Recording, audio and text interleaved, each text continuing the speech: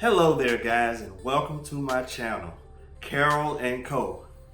Today we'll be talking about women who ask God to send them the mate of their dreams and they just don't seem to be able to find him. Well, guess what? I have the answers. So let's get started right now.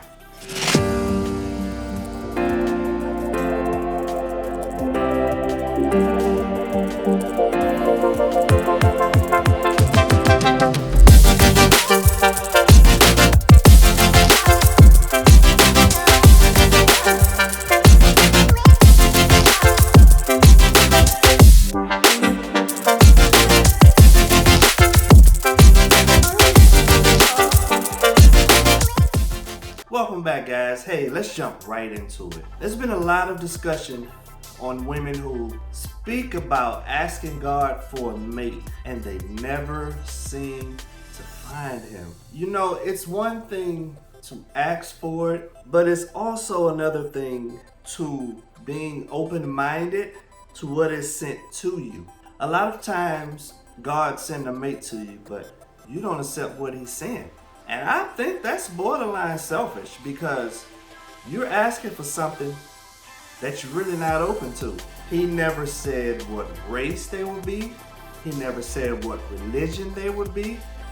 He just said he will send the person that is right for you. But you are closed-minded, not accepting. It's always something. Either he doesn't make enough money. He makes $30,000 a year. $30,000 a year. What can I do with him? Come on, ladies. Come on. Don't make excuses for your actions. And then you want to complain about it later. Just because he doesn't make the money you think or the money you want your mate to make, that makes him not worthy of you. That's not right. That's selfish. You can't have your cake excuse me, and eat it too. It's a thing where you can build. When you become one, you become that much greater.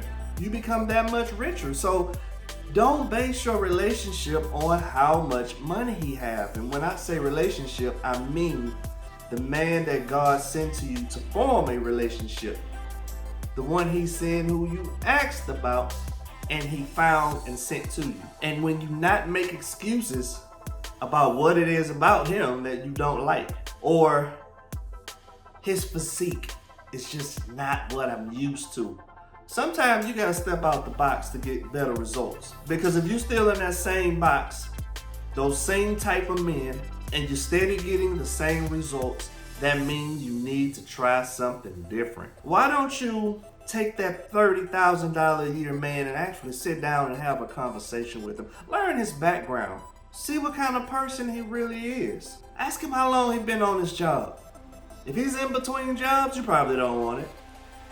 Because that means he's not a stable man. That means he cannot keep a job. Cannot keep a job is not a good thing.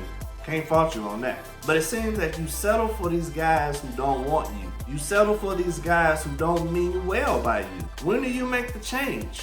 You make the change when it's too late and in your 40s pushing 50. You then come to your senses and realize it. When people have been trying to tell you all along.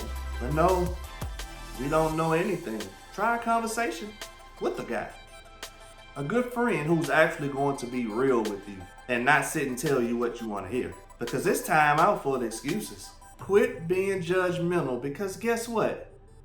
You're not that great either.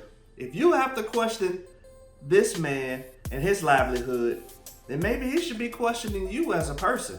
Because I don't want a person that's judging me based on my credentials, such as you only making this much a year, your physique isn't like this. But guess what? Right here, that can make the man of your dreams. Because the mind is a sexy thing to get into. And to know that someone mentally love you or someone is mentally trying to get to know the mental you, and you actually open up and let this person actually get to know the real you. Now we got something cooking there, ladies. We got something cooking. Something cooking. So make sure you're not closed-minded when it comes to someone approaching you, because we're all equal. We're all equal in this world. No one is better than the next person. The thing with race, you were never told that the man who wants to love you the rest of his life is the same ethnicity as you. Never told that. Because I see a lot of other races, such as the Asian race, the Caucasian race, they turn their nose up to black guys because it's not the norm. This is not what I can race. I'm sorry, this is not what I can date. This is not going to be accepted in my community. But at some point, you have to make a decision for yourself. What makes sense to you? You won't date this guy because of his race.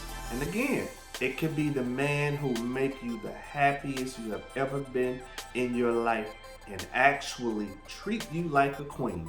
All you have to do is allow him to be your king. That's it. And when being single for so long and you make a lot of decisions for yourself, and I'm not saying let go of that and let this man make every decision for you, but I'm saying you have to compromise. So when you get past that initial state, we now have to compromise. It's not about I anymore. It's about we. I is not as strong as we. We can dominate the world.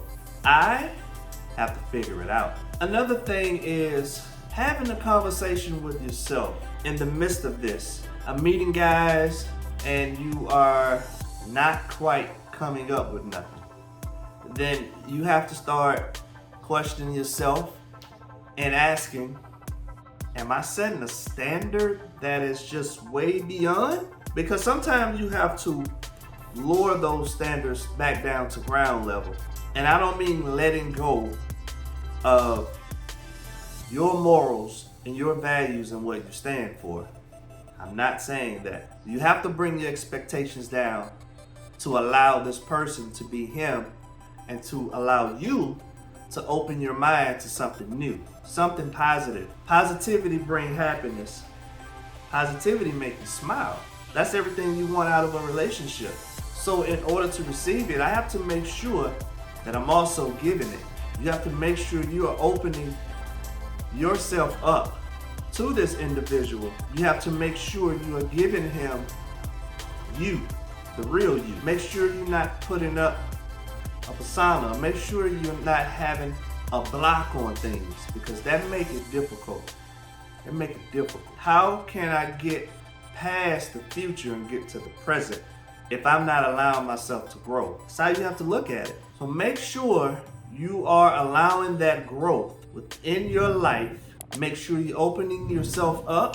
Make sure you're not ignoring and actually giving a chance to someone. Because at some point, those chances run out. And you find yourself 50, 60 years old by yourself, looking out the window at everybody else being happy. So again, let's work on that this week. Let's work on accepting what is coming to me. And let me make sure I allow that person to introduce themselves to me. And I want to make sure that I open myself up to getting to know you and letting you know who I am. And then let's start having those conversations and see where things go from there. All right, guys, it has been a pleasure. You could have been anywhere in the world, but you decided to be here with me. And I'm very appreciative of it. I say, hey, until next time, I'll see you then, and bye for now. May God bless and stay safe. Bye.